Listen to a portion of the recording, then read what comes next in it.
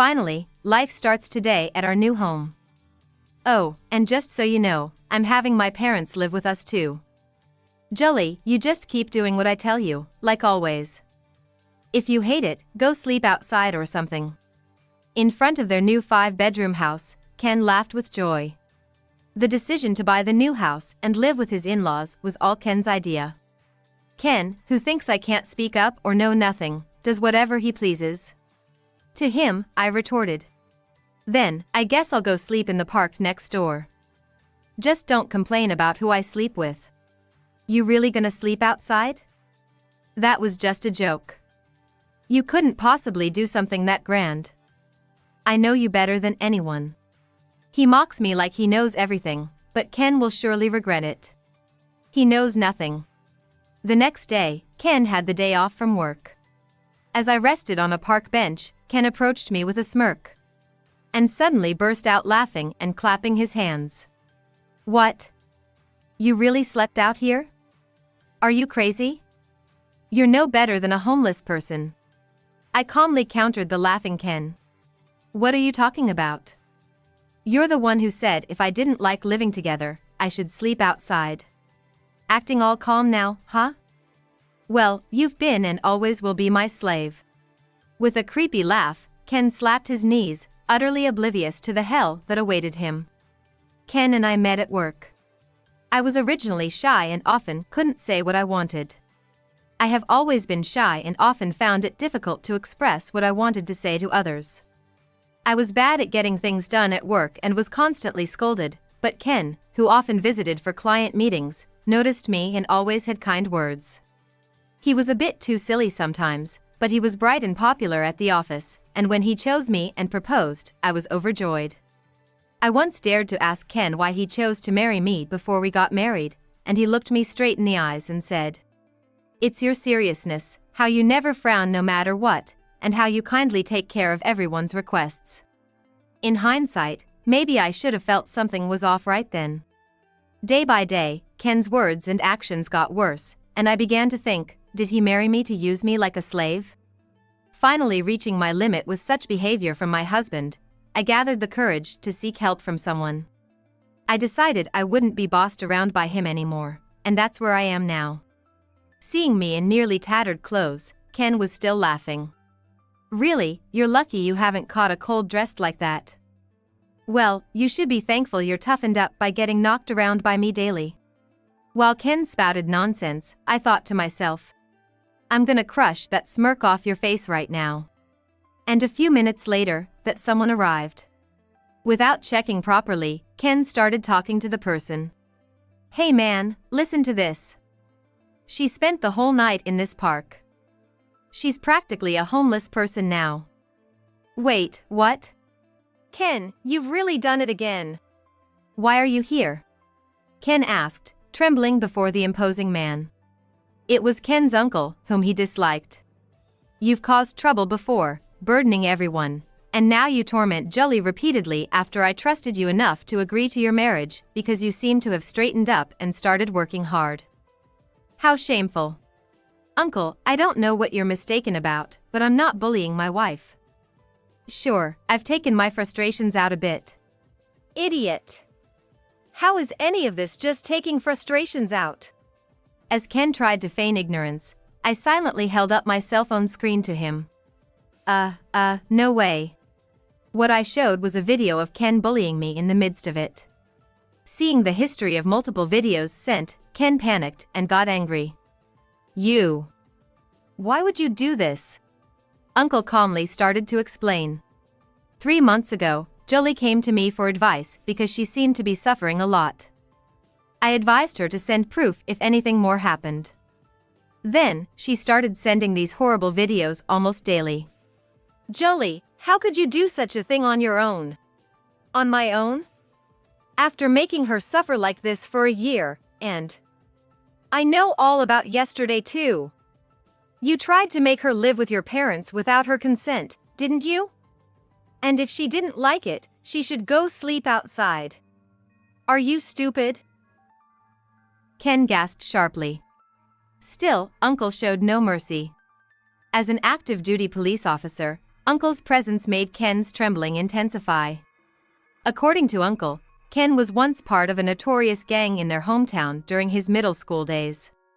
He used to cause trouble everywhere with his friends, often ending up involving the police. His parents couldn't handle him anymore.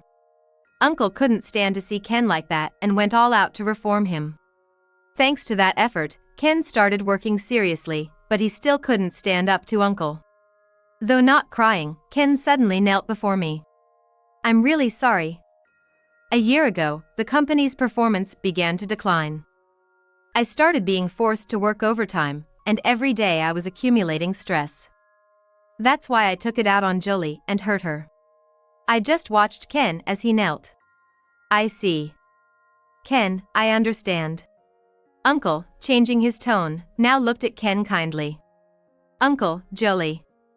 You're gonna forgive me, thank you. From now on, I'll cherish Jolie." Ken's face shifted to relief. It seems he thinks he's completely forgiven. Well. Looks like everyone has finally arrived. Uncle and I exchanged glances before turning our eyes toward the entrance of the park. "Ken, it's been a while. What are you up to?" "Uncle Ken, you're terrible." A total of 15 people surrounded Ken. All of them were looking at Ken with fierce expressions. "After all the trouble you caused with the police when you were younger, now you abuse your wife. How much more trouble do you need to cause people before you're satisfied?" Ken's face turned pale again. It's not just Uncle? I've informed everyone I could contact." Now, everyone gathered here was Ken's relatives. Of course, his in-laws and brother-in-law were also there. And next to the brother-in-law, his wife stood crying. "What? I thought you had forgiven me. Who said this conversation was over? Let's continue inside the new house." "Wait a minute. I already apologized to Jolie. Shut up and be quiet." Ken was dragged inside the new house by Uncle. The rest of us relatives followed. Inside the new house, Ken, receiving cold stares, knelt down again. This time almost crying. He must be overwhelmed. "I'm really, really sorry. I won't do it again. Forgive me, please forgive me." His pathetic crying echoed throughout the room. "Oh boy, it's okay, lift your face now. Jolie, thank you." Ow. What the heck is this? "That's because we're not done talking yet. Why don't you open this?" I tossed a thick envelope at Ken. Ken nervously pulled out the contents of the envelope. "Is this?" I silently pointed at Mirabelle, who was crying. You understand why Mirabelle is crying now, right? Mirabelle is the name of the sister-in-law. "Jolie! I'm so sorry. I really am sorry." Mirabelle started sobbing heavily. Just the physical abuse was bad enough, he was involved in something more. Ken had been having an affair with Mirabelle for over a year. While sending evidence of Ken's abuse, Uncle accidentally noticed something one day. As Ken lunged at me, he carelessly dropped his smartphone from his pocket. The phone landed with the screen up. At that moment, a notification for a messaging app popped up. Uncle, using his incredible eyesight, read the beginning of the message. "Can you make it to the hotel tonight?" It was a message that didn't seem appropriate even between relatives. Suspicious of this, Uncle instructed me to check the phone using the fingerprint ID while Ken was asleep. I didn't want to believe it, but the messaging app was full of inappropriate messages. Just to be sure, I hired a detective who managed to take dozens of photos of them actually going to a hotel. The report detailed the places and times they went together over several pages. A week ago, when I confronted Mirabelle with the evidence, she readily admitted it while crying. "I'm sorry. My husband has been busy with exam study for work and I felt lonely. That's when Ken happened to hug me." The relatives were still angry because Uncle and I had already informed them about the affair. "Ken, you went after my wife." Needless to say, my brother-in-law was furious. "I won't do this anymore, dear, oh Jolie." Ignoring Mirabelle sobbing, when I looked at Ken, he was completely cornered. Uncle, with utmost anger, blasted Ken. You thought that nobody would find out, didn't you? Why don't you just admit to the affair? Apologize again to Jolly and to your brother. Everyone seemed to accept his defeat as they sighed and watched him closely. But right after that, Ken did something outrageous. His face turned red and he began to defy everything. Uncle, what's with all this nagging? I'm not gonna depend on you anymore. The abuse to Jolly and the affair with Mirabelle, those are issues between us. Why do you keep butting in? As Ken ranted and raved, Uncle ordered the other relatives to hold him down and slowly began to speak. Okay, if you say so, let's put this aside for now. Don't interfere in this or anything else. What? Something else? Is there still something more? Ignoring the relatives' murmurs, Uncle heated up Ken's mouth more and covered it with his hand. Then Uncle calmly pulled a small clear plastic bag from his coat pocket. The relatives started murmuring suddenly.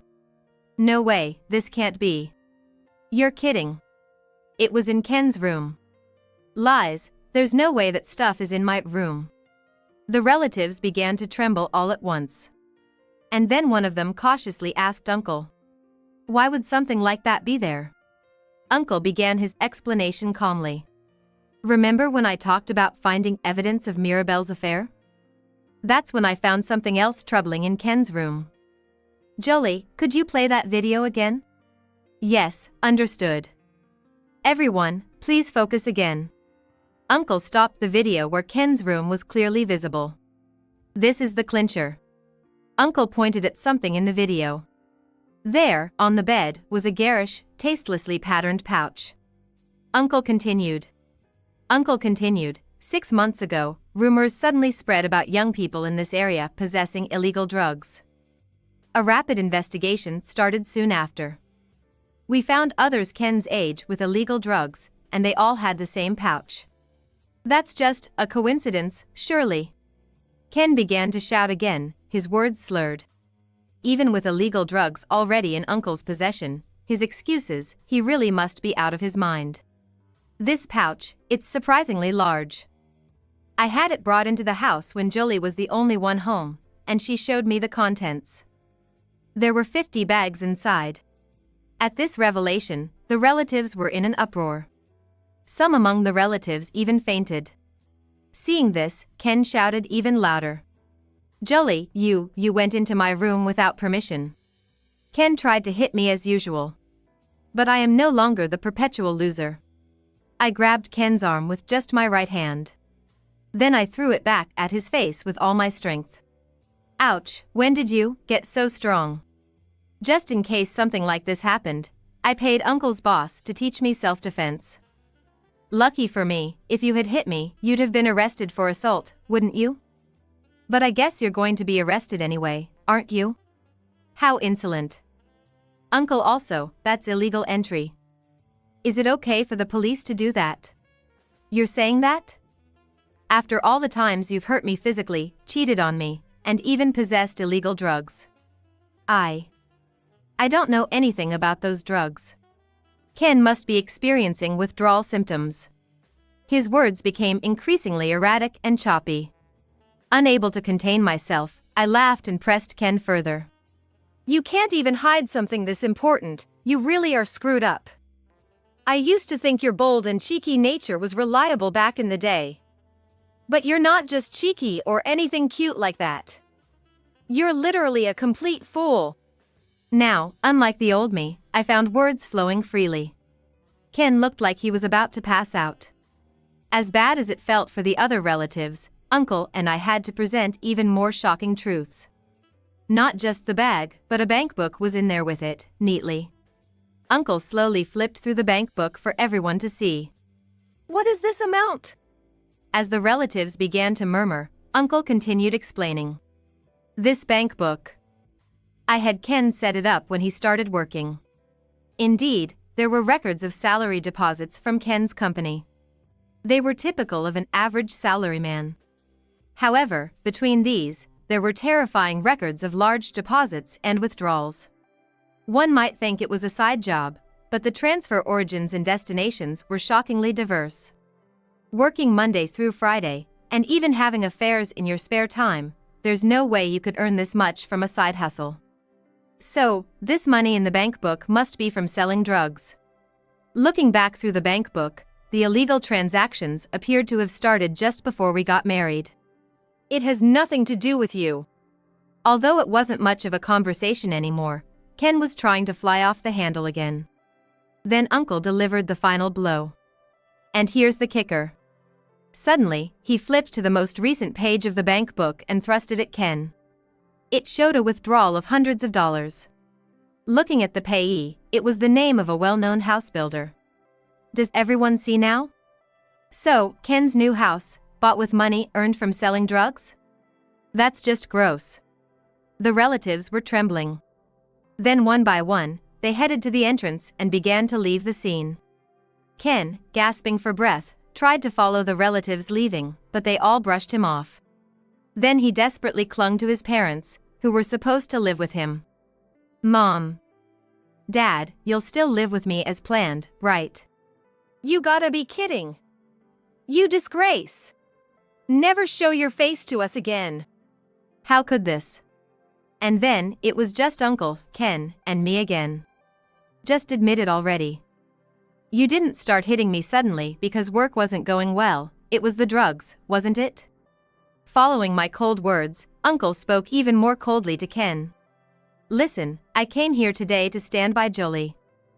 And to have a detailed discussion about your possession of illegal drugs. We'll spend hours, even all night if we must, to get everything out of you. Right after, Uncle's phone rang, and he silently headed towards the entrance. Apparently, the guests Uncle had called were arriving. Please come in. Uncle entered with two men. Both looked down at Ken with faces full of anger. Overwhelmed by their presence, Ken collapsed to the floor like a puppet with its strings cut. I'm sorry. I did use drugs. Ken was so wobbly and floppy, I thought not only his brain but his bones might be melting from the drugs. Despite his incoherent state, Ken somehow managed to explain what happened. Given his condition, the interrogation truly took all night. The two men Uncle called were a chief from the same police station and Ken's boss from work. They methodically verified the facts with Ken, taking their time. Figures. I had a hunch when I saw the names of those arrested. You were randomly called out to the downtown area by your old friends, weren't you? I remembered this gang too. Never thought Ken was part of that group. He started off working so earnestly when he joined the company. Indeed, over this past year, he occasionally acted strangely, which had me worried. Certainly, the drug trade can quickly bring in a lot of money. That messes up your senses and pulls you in deeper. It's been the same for everyone we've caught recently. You were no exception. Not only were you selling, but you also tried the drugs with your old gang, didn't you? That's when you lost all control, right? Trembling at the increasingly harsh words from his boss and the chief, Ken explained again from his own mouth. When I felt down after failing at work, they just happened to talk to me. I tried to avoid them at first, but eventually, it felt oddly nostalgic, and when I shared my work troubles, they said they had a good deal for me. Tears were streaming down Ken's face. A sign he was telling the truth. Getting carried away with all that money. I tried the drugs myself, it made me feel strangely good at first, but then, looking at Jolie, I would get so angry, and I hit her. Glancing outside, I noticed the relatives had come back to check on us. Ken saw them too and raised his voice in apology. Everyone. I'm truly, truly sorry for all the trouble I've caused. Please, please don't abandon me.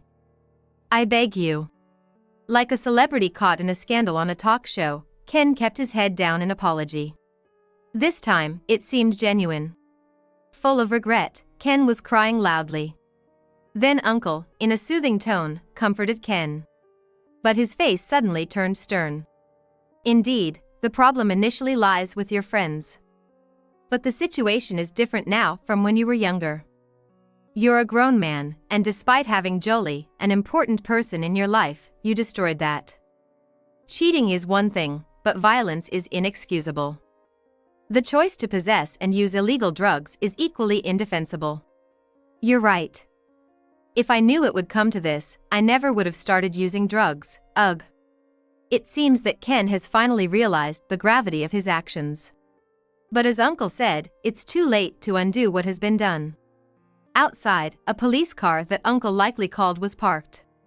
Inside were several men who appeared to be Ken's bad associates. Ken and his cohorts were arrested for possession of illegal drugs.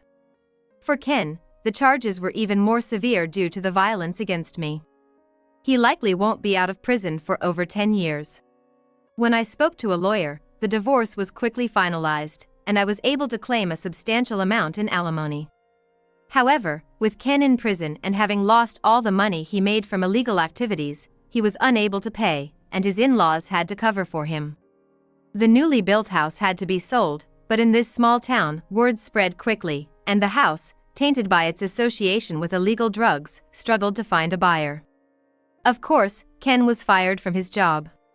Moreover, it was Uncle who had pleaded with the company's executives to give Ken a job, believing that he would reform. In the end, Ken betrayed Uncle's kindness right up to the last.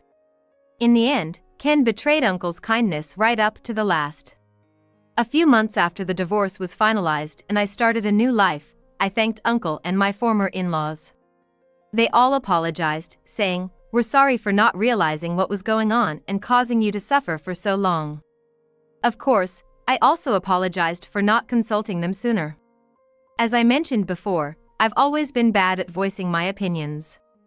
Ken had accepted me with this weakness, but if I had communicated openly as a couple without holding back, neither I nor the people around us would have had to suffer so much, which I deeply regret.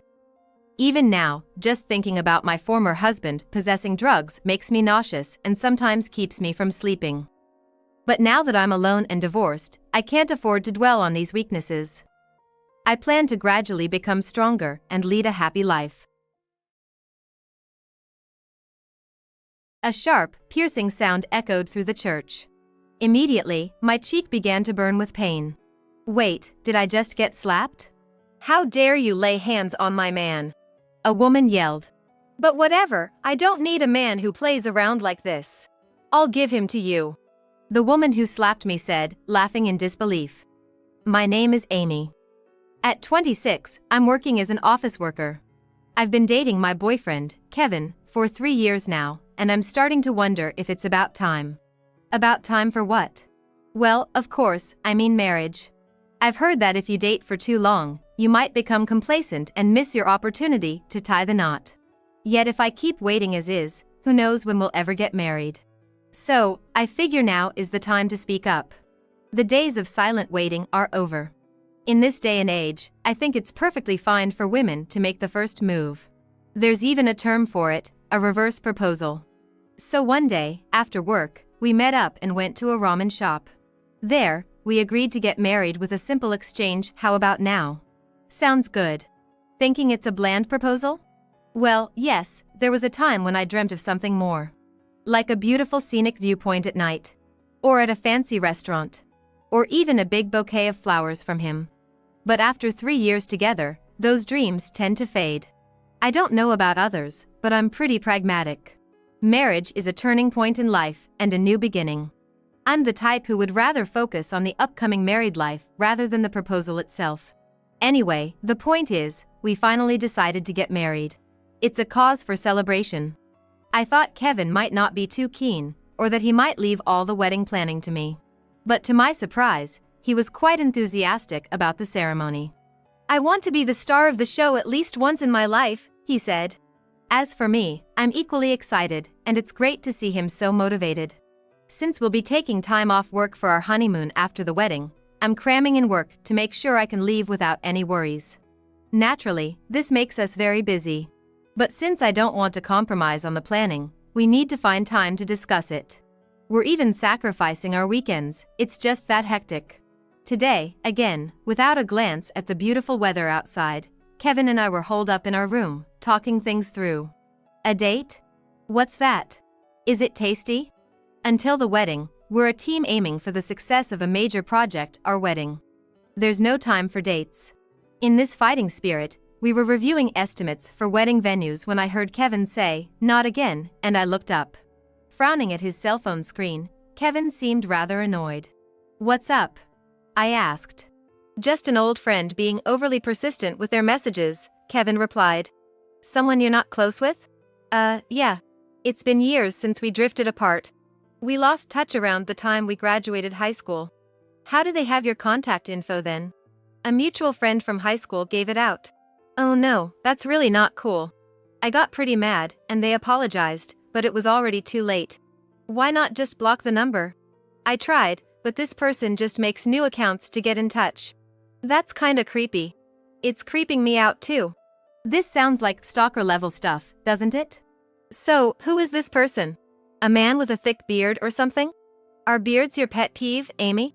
I'm glad mine isn't that thick. I'd still like you even if you had a thick beard, Kevin. Oh, you. Why are you blushing? We're getting married soon, you know. Even so. We've been dating for 3 years, but he's still pretty shy. Well, that's one of the things I fell for, his purity. But if I ever said that, he'd probably turn red, so I kept it to myself. So, who is this person? Well, it's not a guy. Oh, a woman? I'm not the type of woman to make a big fuss just because a woman is contacting my soon-to-be husband. Of course, if they seemed overly friendly, that'd be a different story, but it seems like he's not comfortable with her, so there's no reason for me to make a fuss. But it's natural to be curious, isn't it? Going to the lengths of making new accounts just to reach him. So, who is she? She's my ex. Wow. Didn't expect it to be his ex. But, it was over between us even before high school graduation. We broke up because she cheated on me when we were both too busy studying for the exams. Really? Yes. Since graduation, I've not been in touch with her at all. Until she recently started to message me again, I had even forgotten she existed. I see. Judging by his reaction, he didn't seem to be lying. He's probably telling the truth. Then why is she contacting him? And so persistently. I announced our wedding to a group chat on Facebook because I couldn't meet everyone in person. I see. That's when she started sending me messages directly. What did the messages say? You're better off not knowing. How could he say that and expect me not to be curious? I swiftly grabbed his phone out of his hand. Maybe it was an invasion of his privacy, but I had a right to know. Maybe he understood my determination, as he didn't try to take the phone back. So, without hesitation, I decided to read the messages. What the hell is this? Indeed, the content was something I wish he hadn't shown me. The one named Holly seems to be opposed to getting married, starting with "Isn't it a bit early for marriage?" and from there, it's an onslaught of messages. You're bound to fail, you should quit. Are you just being taken advantage of because you're rushing into marriage? Is your partner only after your money? Marriage is hell, you know, she goes on, adding, I'm the only one who understands Kevin.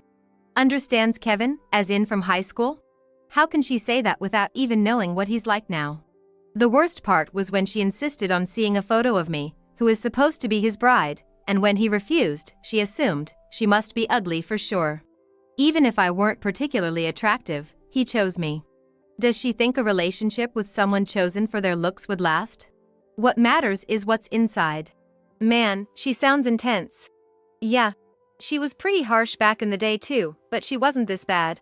Didn't you break up with her because she cheated on you? Yeah. She was cheating on me with one of my friends. They were, well, yeah, behind the school building. Seeing him dodge the question and his face darken was more than enough to understand. Witnessing the scene, especially between a friend and his girlfriend, must have been a big shock. Did you distance yourself from that male friend too? Of course. I didn't speak to him until we graduated, and I haven't contacted him since. I have no idea what he's up to now. At least, he's distancing himself from your ex-girlfriend, right? With how often she contacts me, I'd assume she's moved on by now. All of this might be chalked up to youthful indiscretion, but that's why the shock was so big. Unlike adults, the love of high school kids is pure and unforgettable. I understand that. Well, I didn't have a boyfriend during my adolescence. He still seems to be receiving messages from his ex-girlfriend, but he's not trying to hide it, and I've stopped worrying about it. Just when I was getting busy and starting to forget about the existence of his ex-girlfriend, our wedding day finally arrived. The church attached to the hotel where the reception is taking place. I, the nervous bride, arm in arm with my equally tense father, walk down the aisle. Everyone is paying attention to me. This is probably a once-in-a-lifetime thing. Caught up in this strange elation, I'm in a good mood. With my spirits high, I now link arms with Kevin. The foreign pastor adds to the atmosphere. And then, right at the moment when every bride's father would want to close his eyes, bang. The church doors swing open with force. I'm sure I wasn't the only one who said that. Kevin, standing at the front, and various voices from the seats of the attendees. As everyone's attention turns, standing at the violently opened door is a woman we don't recognize. Who? An unknown woman. Neither a coworker nor a friend. A truly unfamiliar woman. The moment she saw Kevin, who was as confused as I was, her eyes popped out in surprise, wide open. Seeing Kevin like that, I understood. Could it be Holly? When I ask in a whisper that only he can hear, he nods slightly. I see. So, is this going to be like that famous movie scene? She couldn't have come to steal him away, could she? With a grim expression, the ex-girlfriend marches up with heavy footsteps. No one steps in to stop her, too taken aback by the situation. Taking advantage of this, the ex-girlfriend gets closer and closer to us. I can't imagine Kevin going with his ex-girlfriend. But, against my better judgment, my body moved. I spread my arms wide in front of him, standing my ground, refusing to let her take him. And then, no. My scream and the shrill sound echoed almost simultaneously. What followed was an eerie silence. What just happened? For a moment, I didn't understand what was happening. However, the heat spreading across my cheek immediately after made me realize the situation. Amy, are you okay? A moment later, Kevin peered into my face. Looking at his worried expression, I understood that something was really wrong. When I hurriedly touched my cheek, it felt hot, as if burned. That's what you get for touching another woman's man. Still holding my cheek, I saw a figure standing defiantly in front of me. It was Kevin's ex-girlfriend. Holly, who had cheated on him and broken up with him in high school. She stood there, smirking and snorting with a satisfied look. Was I slapped? Wait, did she just slap me? Why? What for? Holly, what the hell are you doing? In my confusion, I heard Kevin shouting from beside me. At that point, the wedding venue burst into chaos. What the hell, Holly? What are you doing here on their big day? Running towards us, shouting, were Kevin's friends from his student days. People who knew about his ex-girlfriend. The ex-girlfriend tried to ward off the people trying to grab her, shrugged them off, and shouted, "Shut up." I was just giving this thief a taste of her own medicine. Thief? What is she talking about? As I was wondering, the ex-girlfriend looked at me with a smug face. You poor thing. You didn't even know he was two-timing you. What, two-timing? What does she mean? You heard from Kevin that we broke up, right? Yes. I heard that you two hadn't been in touch since high school. Indeed, the ex-girlfriend snorted with laughter. And then, that's all a lie, she screamed. A lie? That's right. Kevin and I never broke up. We've been together since graduation, all this time. What? What does she mean? And Kevin just stood there, pale and silent. Could it be true? Was he really two-timing me? Seeing my lost for words, the ex-girlfriend laughed sarcastically. Poor you, getting married without even knowing that. But I feel even more sorry for myself. I've been with him for such a long time and now he's been swept away by another woman. Swept away? Well, isn't that right? Kevin and I have been together since high school, long before you. So, you're the one who made a move on someone else's man. The sudden revelation left me standing in shock. I couldn't say anything. Laughing triumphantly at me, the ex-girlfriend said, Well, I don't need a two-timing man like him, so I'm giving him to you. She laughed out loud. It was then, when my vision was blurred with tears. Hold on a second. A deep voice drowned out the laughter of his ex-girlfriend. It was Kevin. His head was down, making it hard to see his expression, but after 3 years of dating, I could tell. Kevin was angry.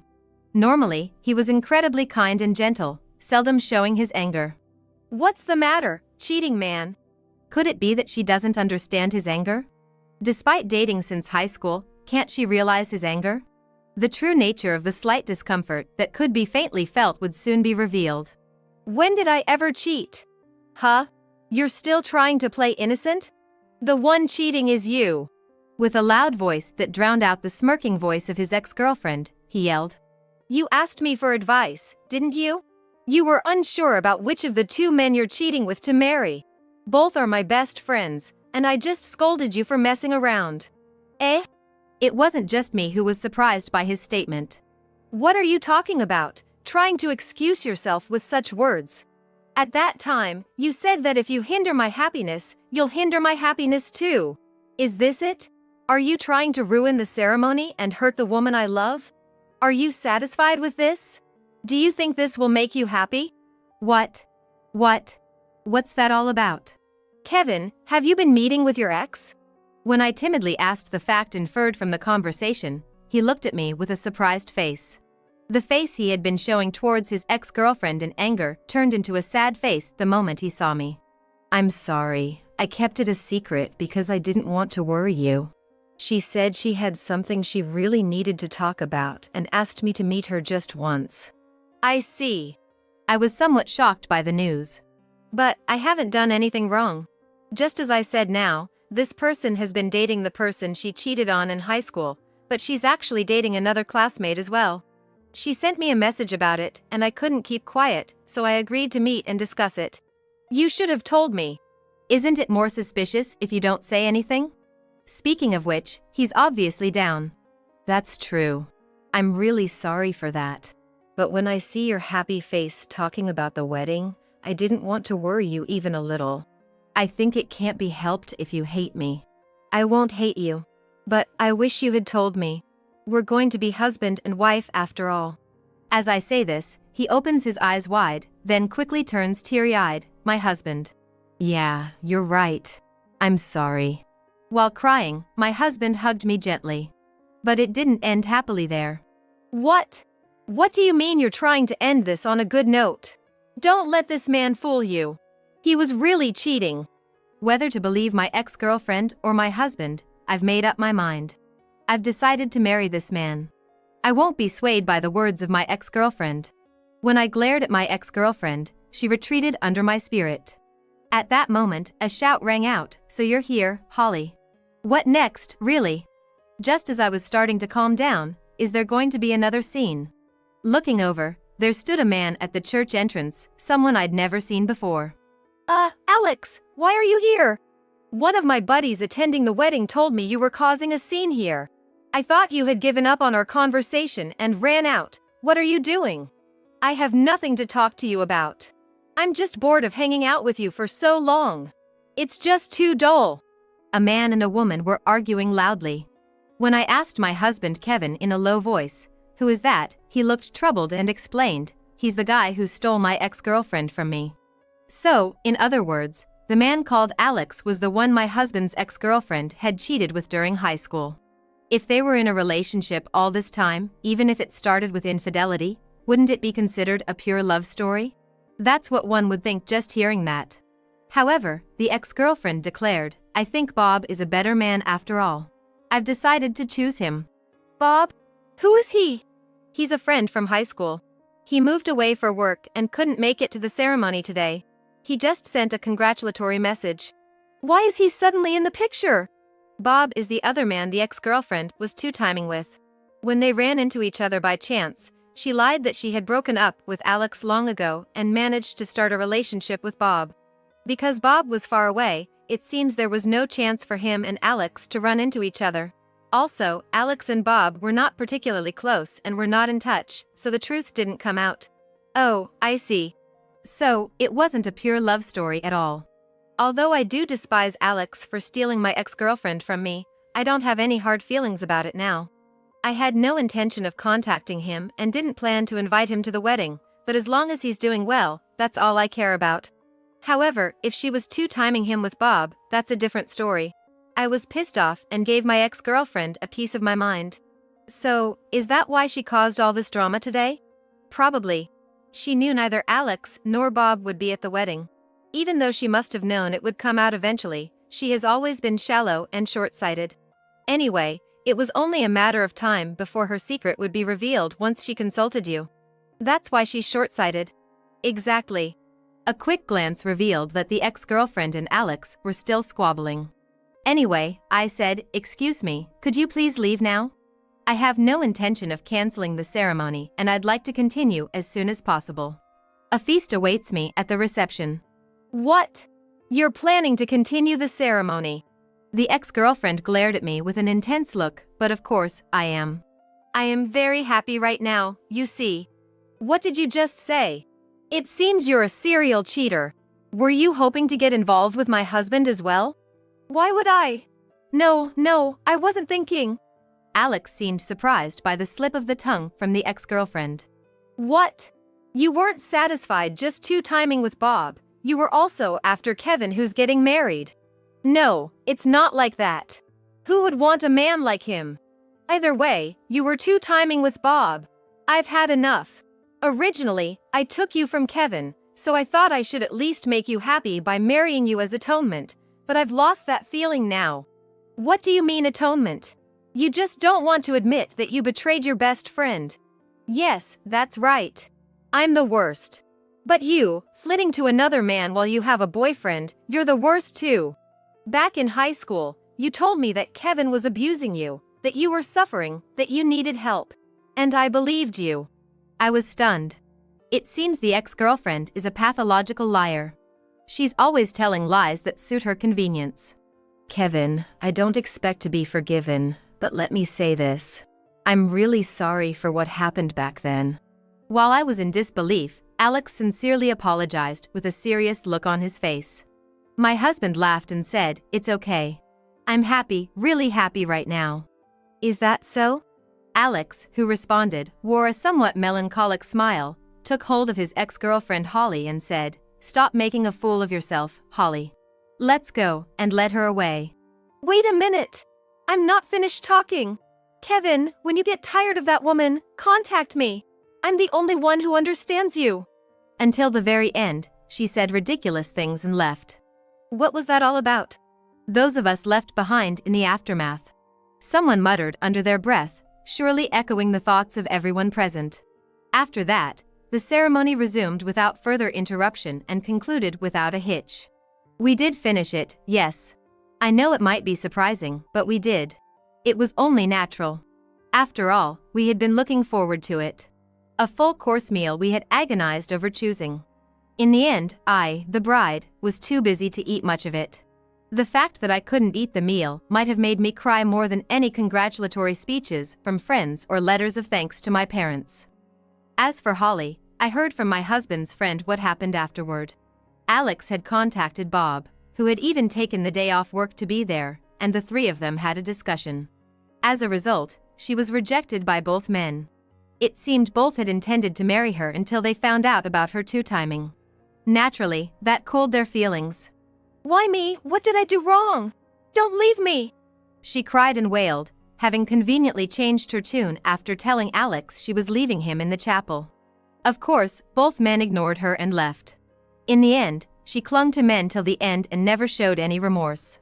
After that, she started reaching out to my husband and every man she knew, it seemed. "I'm a pitiful woman," she pleaded, but no one paid any attention to her. Eventually, she was removed from the group chat and her messages stopped. I heard she's been caught up with some bad guy and is working in a dubious place. My husband said in his usual calm manner. In our marriage, we have one rule, no secrets ever. In living our married life, that's our one and only rule. Thinking about it, I really wanted to eat that feast. That hotel restaurant apparently has a similar full-course meal, though not exactly the same. Shall we go eat there? Really? But it's probably expensive. We got some extra income, so we're good. Let's go. Yay, I'm so excited. Our married life is smooth sailing with my sweet husband. The trouble at the wedding is just a funny story now. So, what's this extra income? I may have tried my luck at the casino. What about no secrets? Yeah, you're right. My husband gave a wry smile, and I returned a full one, hugging his arm. My encounter with that cat was purely accidental. It happened on a rainy night 3 years ago. I was rushing home after work. When I was about to walk under a guardrail, Meow, meow. I heard the cry of a kitten. When I squinted, I could see a tiny black kitten, presumably just born, shivering in a small cardboard box. It seemed its eyes were not yet open. Inside the box was a note. This little one was forced to bear an ill-fated life. To whoever finds her, please take good care. The note was written in careful handwriting. I could see the gentle spirit trying to entrust the future of the abandoned cat to a cat lover. There was also a $50 bill attached, presumably for milk expenses. My name is Joanna. I'm a 40-year-old office worker. In fact, I just got married the other day. I've been a workaholic since I was young and managed to get promoted to team leader, a notable achievement for a woman. I was quite satisfied with my job, but being single can be lonely at times. From the younger folks in the company, I'd hear whispers like, no matter how good she is at her job, being without a husband past 40 isn't great, or she seems to have missed out on a woman's happiness. I was aware of such backbiting. There were coworkers who admired me, but still, society's breeze was cold to a single woman in her 40s. Then, at a high school reunion, I reconnected with Ethan. Ethan was also single, and seemed to be diligently searching for a partner, but couldn't seem to find one. We hit it off immediately, and after dating for a while, we got married. Perhaps, like me, Ethan had a simple calculation that he would marry anyone if possible. But I felt a hint of affection for Ethan, an old friend whom I had known since high school. I believed that as we continued our married life, this love would grow. I prayed that it would be so. Upon marriage, Ethan set one condition. That was to live with his mother at his family home. Ethan, who had lost his father early and lived with his mother, couldn't bear to leave his aging mother alone. Probably one of the reasons Ethan's search for a partner wasn't successful was due to the fact that living with his mother-in-law could be a hurdle. But the mother-in-law before marriage seemed like a kind person, and she said things like, I have no doubt about anyone who will become Ethan's wife. I was worried that he might be alone for his whole life, and I'm so glad that it brings tears to my eyes. In the long run, I'd likely have to take care of her in her old age, so I thought it might be better to live together from the start. That's what I thought. And I also set a condition for living together. This was about bringing my longtime cat, Max. Max was a stray cat I brought to my apartment complex on a rainy day. Now, he's an essential part of the family. Even when I got married and moved to my husband's parents' house, I couldn't bear to part with Max. I pleaded as such, and Ethan and my future mother-in-law graciously agreed. And so, after a modest wedding ceremony, Max and I stepped into Ethan's family home. However, once we started living together, my mother-in-law, who was supposed to be kind, changed her attitude dramatically.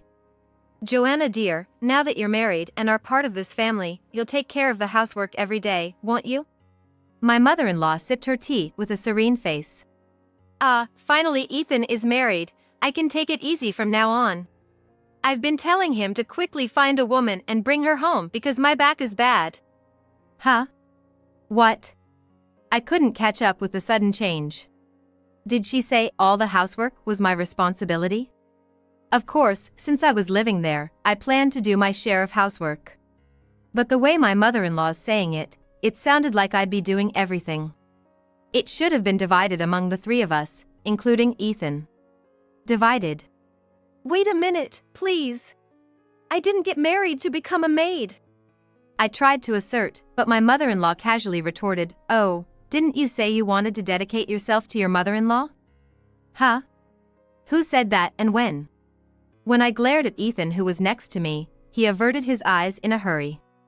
Apparently, Ethan had been lying to my mother-in-law to impress her.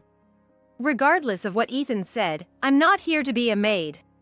I will, of course, do my share of the housework, but it should be divided among the three of us. It was better to communicate the truth sooner rather than later for the future. Oh my! Are you suggesting Ethan should do the housework too? Ethan is a man. Nowadays, it's normal for men to do housework. If men don't do housework, What happens to single men living alone?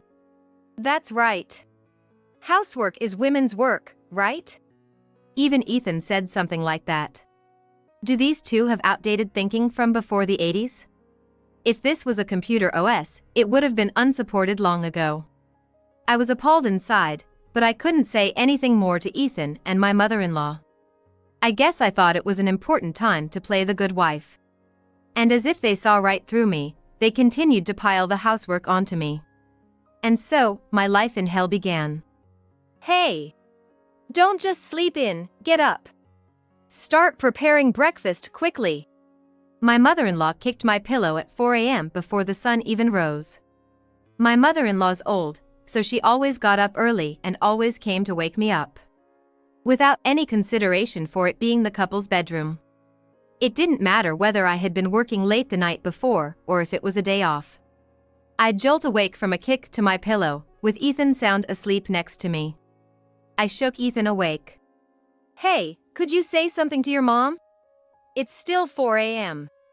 Ethan grumbled something that sounded half asleep, mmm. Well, older people wake up early. Cut her some slack. Yawn. I'm going back to sleep. I kicked Ethan's pillow away with all my might as he was about to go back to sleep. You should do some chores too. I don't want to be the only one being woken up. Huh? Why me? Mom always said that's the wife's job. Like mother, like son. Moreover, even Max, who sleeps in a different room, started to wake up early because of my mother-in-law. Actually, as soon as my mother-in-law woke up, she'd pester Max, which would wake him up, and he would come to me for help. If he started making a ruckus with his end-of-the-world-like meowing, it was impossible for me to stay asleep. And then, my mother-in-law from the other side would complain about the noise. Between the two of them, it felt like I was being assaulted by loudspeakers from the right and left. I felt absolutely miserable. I loved Max, but I hated my mother-in-law and husband. Even if I started doing chores from 4 a.m., my mother-in-law and husband did nothing but complain about my methods. Please do better. Can't you even do one chore properly despite living up to 40? What a waste of years. We need you to be more aware of your responsibilities as a wife. I was just married. I didn't move in to be treated like a servant. This was not the married life I envisioned. Maybe I should have filed for divorce immediately. But I was 40 years old. My friends and colleagues had gotten married long ago, and they had been gossiping about me that I missed the boat. No matter how good I was at my job, because I hadn't found the one, I was treated as a loser. After finally getting married, if I divorced so quickly, I couldn't imagine what people would say. It was petty pride, but I just couldn't let it go. Perhaps Ethan saw through that. If you don't want to do chores, get out. We can divorce if you want. But you're the one who will be in trouble, right? If you don't like it, respect my mom much more. Regrettably, at that time, I had no choice but to obey. But a life of waking up at 4 a.m. and being commanded until late at night was unbearable. Fatigue piled up and I eventually collapsed at work. When I woke up, I was in the hospital. My colleague, Sarah, had stayed with me. Are you awake? Good. I was worried when you collapsed all of a sudden. Sarah had been a reliable colleague who admired me. Thank you. I'm sorry for causing you trouble. I'll have my husband come to pick me up, so it's all right. When I smiled at her, Sarah hesitated. Well, after you were brought to the hospital, I called your house. But they just said, okay, and also. Despite their daughter-in-law collapsing, neither my mother-in-law nor husband seemed to be coming to get me. There was more to Sarah's story. When asked, is there anything else? I was told, there's a pile of ironing to do, so come straight home as soon as you wake up. Don't use a cab because it's a waste of money. I was in shock. Not only was I not being picked up, but the only things being worried about were the ironing and cab fare. Was I nothing more than a tool to be used in that house? Seeing me silently devastated, Sarah looked at me with concern. Manager, are you okay? You seem to have been struggling since you got married. Sarah seemed genuinely concerned about me, and I found myself revealing the truth to her. It was embarrassing to talk about my private life with a subordinate, but I had nowhere else to voice my concerns. That's what's happening. I'm tired because I'm made to take care of the house from 4 a.m. until late at night. But that's a wife's duty. I tried to force a smile. I couldn't show my weakness to Sarah after all. But then, Sarah asked with a serious look. What does it mean to be a wife? Are you a slave? Why are you putting up with this? You should just divorce that man. No, I mean, it's not bad enough for a divorce. I hastily shook my head. Divorce was not an option. What would people say if I did that? That's ridiculous. This isn't right. You're working hard at your job and yet, you're treated like a slave. If this goes on, you're gonna break down. Is your husband worth throwing your life away for? I respect you. I want you to be happier. Sarah's words shook me. That was right. Why was I being used by those people? Why was I continuing this miserable married life? It was due to my petty pride. I've finally got married. It would be embarrassing to get divorced. Such feelings were binding me. My current life could be seen as embarrassing from an outsider's perspective. No, I was the one who should be ashamed. I finally made up my mind to divorce. But after being belittled to this extent, I couldn't be satisfied with just getting a divorce. I wanted to make Ethan and my mother-in-law feel even more ashamed. I wanted revenge. After thinking for a while, I decided to wait until Thanksgiving Day to announce the divorce. I quietly continued my slave-like life until the day of the family celebration. Ethan's ancestral home was in the countryside, and it would take a whole day to attend the party held by his family. Due to the older relatives, including the head of the family, having refrained from attending the wedding of Ethan and I, this Thanksgiving Day was essentially my first official introduction. You better work properly at the ancestral event. If you laze around, I'll be the one who's embarrassed. On the train to their home, my mother-in-law jabbed at me. Yes, of course. I will do my best. I forced a smile. Yes, I was going to work among members of the main family tree. As soon as we got to their home, I started working eagerly. I proactively served tea to the relatives, set up sofas, and immediately came to the aid of the elderly who had trouble walking. The usual greetings came to an end, and the feast started. I swiftly and beautifully arranged the dinner on the table.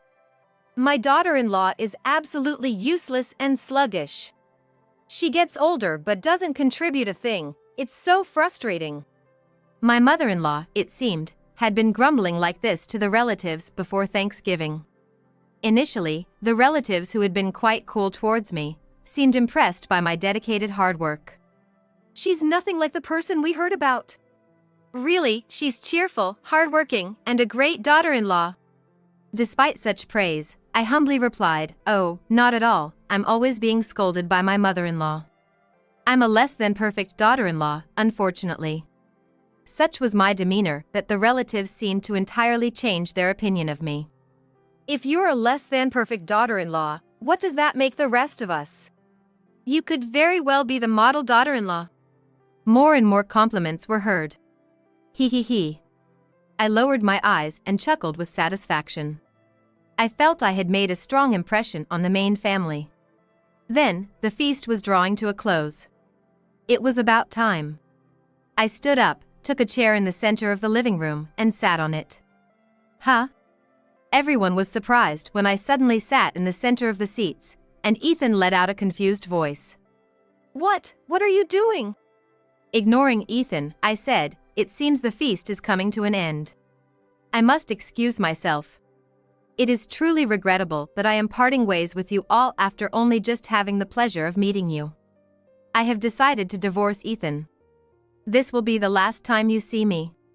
I thought I would enjoy time with you just once, so I did my best to show my gratitude. I wish you all the best." I finally delivered the speech I had prepared. The relatives stirred. The most surprised were Ethan and my mother-in-law. What What's this sudden talk about divorce? I will not accept this. That's right. Divorce is no joke. Calmly, I replied, "Oh? But weren't you the one saying I should leave? If you hate housework, leave. You'll be the one who's worse off if we divorce." After some thought, I realized that I won't be troubled at all if we divorce. Then I turned to my mother-in-law. But you've been pushing all the housework on me while I work, while you just lie in front of the TV munching on snacks. And you've been telling the relatives that I'm lazy and slow? How could you say such things about me, who is woken up by you at 4 a.m. to do chores? I declared this with indignation. The women of the main family began to whisper among themselves, seeming to be taken aback by my force. That's right. I heard it too. She said she had a no-good daughter-in-law who does nothing. So, I thought some terrible daughter-in-law would be coming, but that's not the case at all. The relatives had been watching my hard work at the Thanksgiving celebration. I continued. I tried my best to maintain the household because I wanted to become a part of this family through marriage. But neither my mother-in-law nor Ethan acknowledged that, and I've been falsely accused. I can't take it anymore. I'm leaving. Goodbye. Wait, Joanna, calm down. The mother-in-law tried to smooth things over, looking anxious about the reactions from the crowd. It was already too late by then. I'm perfectly calm. If anyone is panicking because the truth got out to the relatives, isn't that you, mother-in-law? Then, it was Ethan's turn to stammer. Joanna, are you joking about divorce? I just wanted you to be a good wife, that's all. A good wife? I was so ticked by that word. I stood up and looked down at Ethan coldly. So, what kind of good husband have you been? Shoving all the housework on me and splitting the living expenses with my salary. Is that your idea of being a good husband, picking and choosing what you like? That's a huge mistake. That's right. Joanna's absolutely right. At the gossip of the relatives, my mother-in-law and Ethan were silenced with red faces. Then, my grandfather-in-law, who had been silent all along in the main family, asked to speak. "I'm sorry, Joanna. My daughter has caused you a great deal of trouble." My grandfather-in-law's the father of the mother-in-law. Since she's 67 years old, he must be over 90. He still held great power as the head of the family. He was definitely aged quite a bit, but he was energetic in his chic clothes, and his voice was still strong. My grandfather-in-law started to tell a shocking truth in front of his family. One day, a great-grandchild in the family brought back a stray kitten.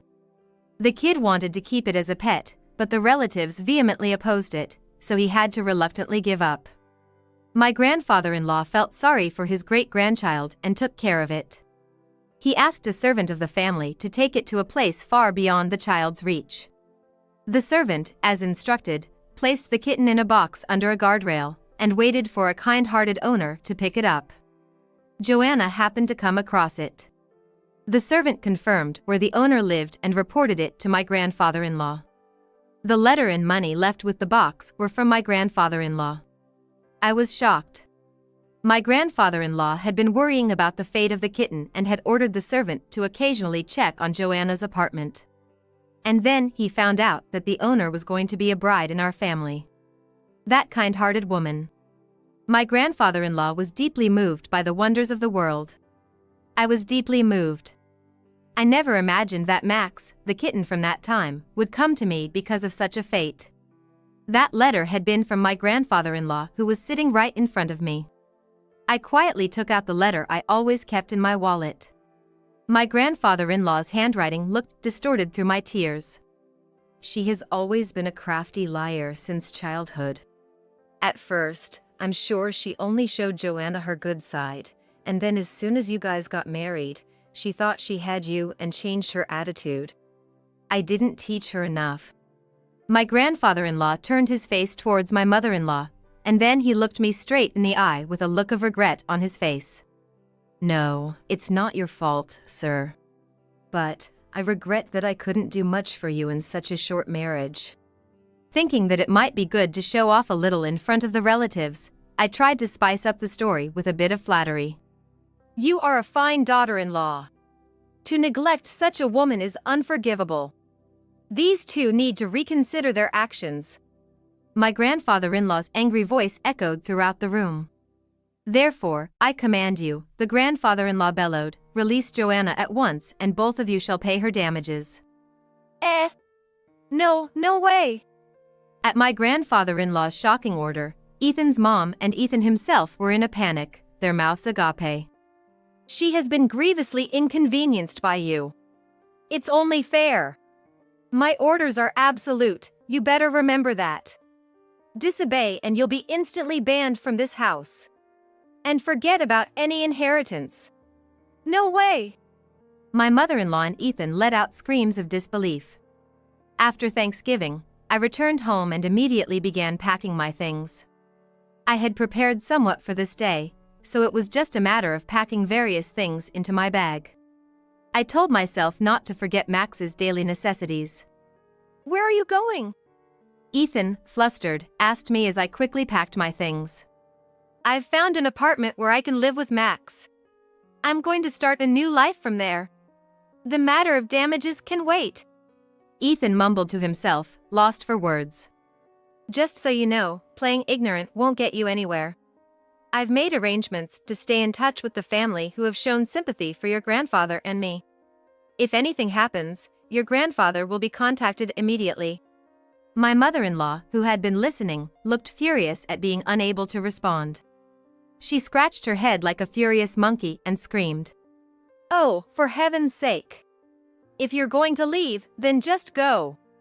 She then threw my bag at the front door. I've hated it from the start, this creepy black cat. Take that. As she reached out to the items I had gathered for Max. Stop it. Before my cry could halt her, Max moved swiftly. Max let out a growl and, before I knew it, had jumped on her back, his claws tearing into her clothes. Ah! My cashmere! My silk scarf! My mother-in-law, who had dressed up in expensive clothes for Thanksgiving, was now screaming as her clothing was being torn apart. Max turned to Ethan and arched his back, hissing. Ah. Ethan retreated to the wall, his eyes tearing up. What a wimp, scared of a single cat. That's enough, Max. At my call, Max jumped onto my lap. Thank you for avenging me. I stroked Max. Max purred happily, rubbing his head against me. I got a divorce from Ethan. By order of Ethan's grandfather, a substantial sum of money was deposited into my account as damages. Ethan and his mother apparently had to sell their house to make the payment. Mother and son now live huddled together in a small apartment. I informed my high school classmates in detail about what had happened, and Ethan's reputation plummeted. He probably won't be able to show his face at any reunions ever again. I returned to singlehood. For the first time, I realized that working hard at my job and living freely with Max was much happier than staying in a marriage I didn't want. Sarah, my colleague at work who woke me up to this realization, said, "I'm glad for you. No offense, but you've become even more beautiful since your divorce." She cheered me up with her flattery. Don't tease a divorced woman. Come on, back to work, back to work. I encouraged Sarah. Yes. I have a fulfilling job, reliable colleagues, and when I come home, there's Max. What a blissful life. I'm really glad I realized how important these ordinary things are. I looked out the office window. The usual view was spread out before me, as if nothing had happened. All right, time to get to work today.